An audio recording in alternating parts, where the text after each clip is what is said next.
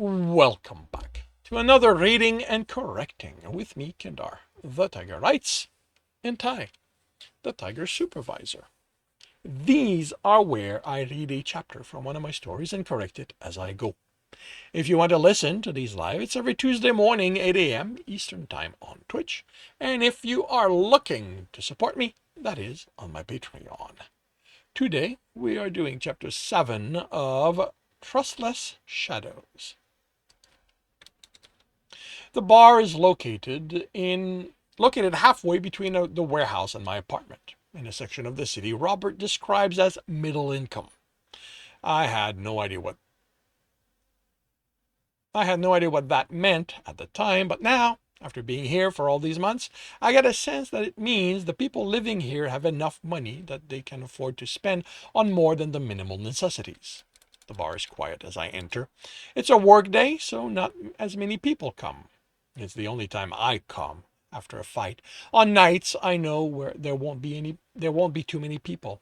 I've burnt off enough of my anger by the time I reach it that the smell of the people and the soft conversations, that should be plural, don't make me want to run in the opposite direction.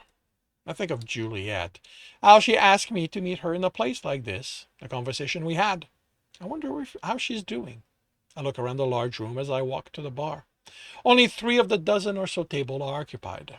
I know it can't happen, but I hope for a familiar face, someone from my old life, Juliet, or one of the guards. I'd even take Jason and his constant talk about how to be human. I sit on a stool and the woman behind the bar brings me a beer. I pay her and she walks away. She's familiar, but I don't know her. I don't know anyone here. Homesickness is what this feeling is called. I know now. What I don't know is why I feel this way. There was nothing worth longing for back there. Only lies and betrayals. The television in the corner is on, but the volume is low. Probably low enough no one can hear it, even in the relative quiet, but I listen as the voice talks about the epidemic spreading through the Anunga district.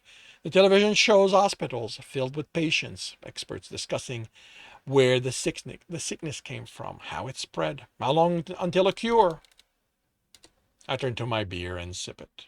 I wonder if I can drink enough of it fast enough to feel its effect. Maybe I'll try one day. You look like you're having a bad day. The woman is back in front of me. She's never spoken before. You know, it's customary to tell your barman your problems. Is that going to help fix them? You never know. Part of the problem is that I have no idea what to do with myself. What do humans do with all this time when they aren't working? When Amanda controlled my life, I always had something to do. When I wasn't out hunting demons, my days were filled with tests, evaluation, training. The little time I wasn't doing that, I ate, caught up on the news of what happened outside the city, and slept. Now, I no longer hunt. There are no tests or experiments, and there's only so much training I can do by myself and without weapons. Maybe I need to start looking for demons, if only to have something to do. You know, she says, it's been at least 8 months since you've been coming here, and you never talk with me. I don't even know your name. Does that matter? She shrugs. Just trying to be friendly. You look like you could use someone to talk to, that's all. But you've paid for the beer, so I'll leave you to it. I should have taken a booth. She wouldn't have tried to have a conversation with me if I'd been in one. But they remind me of Juliet. How is she doing? Did Claus continue to give her money now that I've left? Presumably he left too. She'd mentioned how helpful it was to her and her family. Are her children suffering because I left? The longing comes back. She was one of the only good humans I knew there, and I might have made her life more difficult. The urge to get out of here, it takes me, not just to leave the bar, but to leave the city, go back to find out how she's doing. I don't move. She doesn't want me there. I don't want to go there. Someone pokes my shoulder. Hey, I know you. No, you don't. I don't turn. I don't even look up from my glass. Sure. I was at that fight last week. Isn't that right, Sam? Yeah, the other man answers. We saw you beat the crap out of the judge. One of them leans in close and whispers. We liked the judge. Then I hope he gets better soon. I take a long swallow of my beer. You cheated, he continues. I know it. There's no way you could take him down. He's the best fighter there is. I snort. You had to prove you were better than him, so you cheated. Was it the only way you could make yourself feel like a man? I don't smell beer on his breath. This is the kind of behavior. This kind of behavior is usually associated with men who drink too many beers. It usually happens a few times after the night, as the night progresses. I turn on the stool, and the man has to step away. He's tall and muscular, but only humanly so. He has no hair, but a thick black beard. The other is squat, with greasy blonde hair going to his shoulder. His chin only has a few sprig of hair. They probably press normal humans by their size. Too bad for them I'm not human. What are you trying to do? I smile at him. He frowns. I'm not behaving the way he expects. I'm thinking we need to teach you a lesson about respecting better fighters than you. I nod slowly. There aren't any. I turn back to the bar and take a swallow of my beer. He grabs my shoulder and spins me, so I have to look at him. You three, the woman cuts off whatever he was going to say. She also keeps me from smashing the glass I'm holding on the side of his head. No fighting in my bar. Take it outside. That's a great idea. He pulls me off the stool, and I don't resist. Let's take this outside. He kicks the door open, shoves me out, and follows me. About to say something, but again he's interrupted. This time it's by the sound of 8 machine guns being cocked. I have my back to the sound, but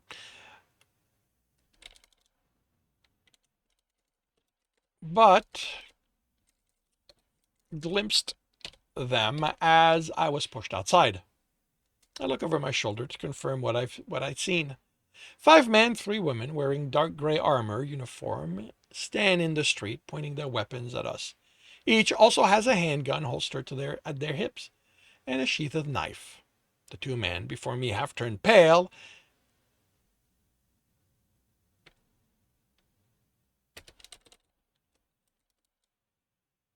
Have turned pale and have their hands in the air. I don't like that.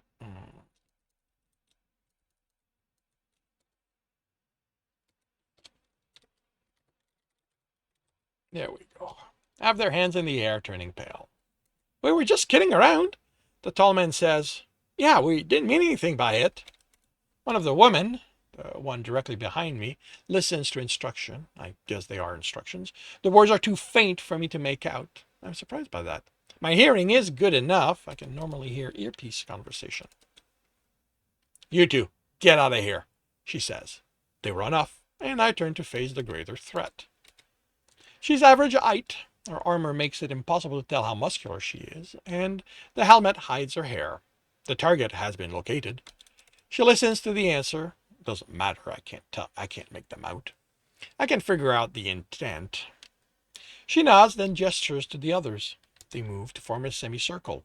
They're blocking all escapes except the door to the bar. If I wanted to run, I'd have to go in a room with even fewer escapes than here. Fortunately, I have no intention to run. You are to come. I'm already next to the man on my left. I have his machine gun in hand. I pull that down, and the straps going from it to around his neck force him down too. My knee goes up. His chin meets it halfway with enough strength. His teeth break. He slumps to the ground. With us. I rip the strap off and aim the machine gun at the man opposite me. I shoot him in the knee, noting the bullet in the guns aren't irradiated. He goes down with a scream. Don't kill him, the leader says. I think that's directed at me. I shoot the woman next to him, aim for the knee also, but she moves and the bullet hits her calf. She still goes down. I look for another target, but they're all moving. They have training, and never pause as they come at me. They drop their machine guns and pull batons off their back. I find a target, but before I can pull the trigger, a baton hits my weapon. The shock makes me drop it. No time to think about it. I drop as 2 batons come at me. I catch one, use his arm to block the other. The baton comes in close to my face. I smell the ozone from it, electrified. I grab the man's collar and pull him in front of me. He I let go just as the baton hits him. He tenses, shudders, then crumples to the ground. I punch the other soldier in the face. Cartilage, maybe also bones, break. She should have closed the visor. She puts a hand to her face and She puts her hands to her face to try and block. To block the blood flow. I relieve her of her baton, presses it against her chest. Another woman comes at me, baton in the air and coming down. I sidestep and strike her arm hard enough I hear her ulna and radius break. She screams, and I strike the side of her helmet. She goes down.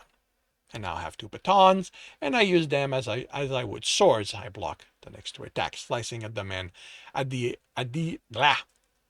block the next two attacks, slicing at those men. I lunge.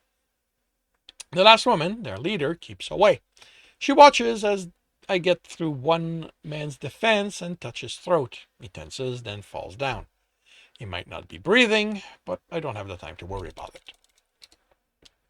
The last man comes at me like a demon, without any fineness or thoughts. He swings left and right, and while I block with ease, his rage gives his strikes more strength than I expect, and I'm forced back. I can't use my usual tactics of taking a few blows to get inside his guard. Based on the way the others reacting to being struck, there's enough voltage to take me down. Fortunately, he's only human. He quickly runs out of strength, and his movement's slow. I slap his baton aside and hit him in the neck with mine. I hit him with the side of the baton to keep him from getting stunned, and pull my blow at the last moment to keep from breaking his neck. He staggers, then falls. I kneel next to him and make sure he's alive. When I look up, she's doing the same to the man who was shocked in the throat. She hits his chest hard, and the man gasps for air. We stand at the same time. Who are you? What do you want with me? She looks at the unconscious or groaning people around us. You didn't kill any of them? I don't kill humans. She nods. There isn't any of the fear or worry I'd expect from someone who's seen me take down 7 trained soldiers. Take the shot. Before I can move, something stings my calf. I throw myself to the side, grab the machine gun, and roll on my back, looking for the shooter. I don't see one. I look at my leg. No blood, but there's something embedded in it. Black, the size of a revolver bullet. I draw the machine gun and reach for it. Pain erupts through my body. I'm ramrod straight. Every muscle straining. My jaw clenches so tight I feel a tooth crack. She speaks, but I don't understand the words. The pain increases. I want to scream, but my lungs and throat won't cooperate. I focus on moving. I need to take it out. If I can do that, this will stop. I order my body to do it, but it doesn't move. I plead with it, make demand, promises, nothing. I am a prisoner inside myself. And I realize through my thoughts are fuzzy. I know I want my body to do something, but I can't find the words. I know what it is, but the word itself is gone. Words are vanishing, as is the little I can see of the building and night. The last thought I have is more an impression than anything else. I have a sense that it's been a long time since I took a breath. And that concludes Chapter 7 of Trustless Shadows. If you are enjoying this, please leave a like. If you want to know when the next chapter is going to be up, subscribe and hit the bell. If you want to read this story as well as the other book in the trilogy, they are available on Kindle Unlimited. If you are looking for a different way to support me, that is on my Patreon, where you can get access to basically everything else I've written. And if you are looking to listen to these live, it's every Tuesday morning, 8 a.m. Eastern Time on Twitch. Links are in the notes. And with that, I shall wish you a good day.